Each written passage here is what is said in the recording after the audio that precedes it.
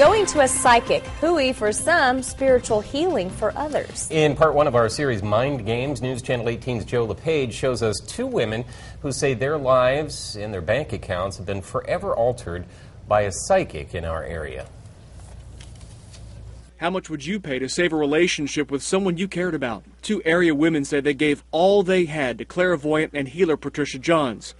All told, the two say they were scammed by Johns for more than $85,000. She strings people along and she takes advantage of them, especially when she knows that they're feeling really bad. We hid the name and face of our victims. We also altered their voices.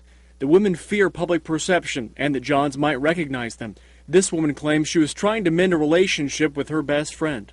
Good friends are hard to find. Our alleged victim says she was walking along South Street in Lafayette looking for answers when she happened upon the house at 2119 South Street, home of clairvoyant Patricia Johns. She says this healer did her nothing but harm. I'm devastated over what she's done to me.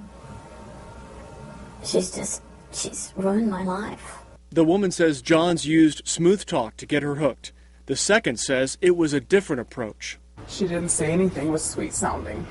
She had you in such fear for your life of things that she said that people were doing to you because you're already in that state of mind when you have a great loss. That loss wasn't just emotional, it was financial too. All told, the two women say they lost more than $85,000. Each sought Johns' counsel for around 6 months, so how did the money add up so fast? One of the alleged victims says she was amazed by how easy it was. You don't feel like you're yourself. You don't know who you are or what's going on around you at all. In a police report News Channel 18 obtained from the Lafayette Police Department, one of the women claims Johns' add-ons started early during the first meeting.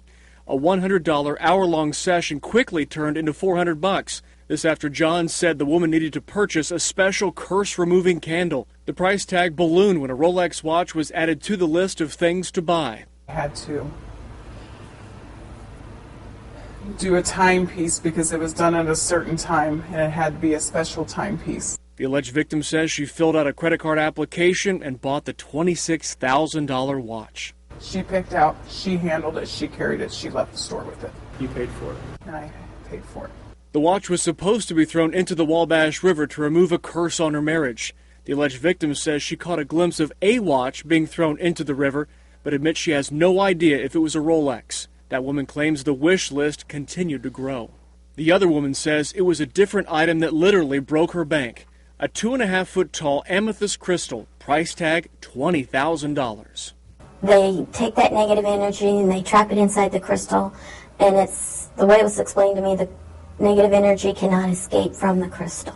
The woman says Johns told her there was a lot of negative energy in her relationship with a friend. We ran the $20,000 price tag by Rain Castle, owner of Castlebrook Spiritual Supply in Lafayette. A 2-foot tall one would run you a couple thousand.